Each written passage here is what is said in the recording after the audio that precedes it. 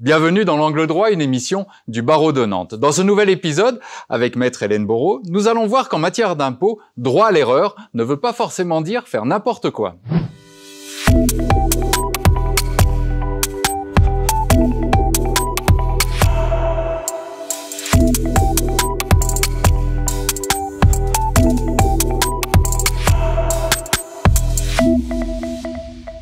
Le droit à l'erreur, c'est la faculté pour le contribuable de corriger les erreurs qu'il a commises sur sa déclaration, tout en échappant à la majoration de 10% et tout en obtenant une réduction de l'intérêt de retard. Si le contribuable corrige spontanément son erreur avant l'engagement d'un contrôle, il aura droit à une réduction du taux de l'intérêt de retard qui sera de 50%.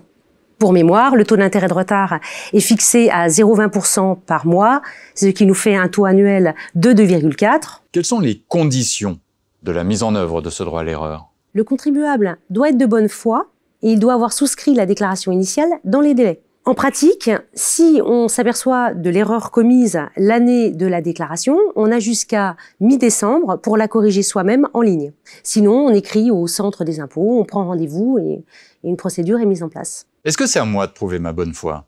Alors non, le contribuable est présumé de bonne foi et c'est à l'administration fiscale qui prétend le contraire de le démontrer. En pratique, elle va s'appuyer sur l'importance de l'erreur, par exemple. Plus l'erreur est importante, évidemment, plus le contribuable pourra être présumé avoir manqué de bonne foi. Plusieurs erreurs dans la même déclaration, donc une répétition d'erreurs, peuvent effectivement, on va dire, noircir le tableau.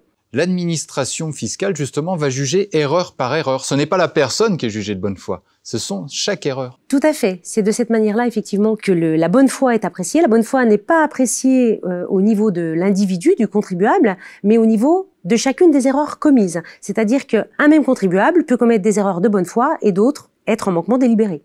Si l'on régularise en dehors du contrôle, on aura une réduction de l'intérêt de retard qui sera plus importante que si l'on régularise dans le cadre d'un contrôle. En définitive, c'est comme dans le train, mieux vaut aller voir le contrôleur. Il faut en effet mieux aller voir le contrôleur avant que le contrôleur vienne vous voir. Les 3 points à retenir sont les suivants.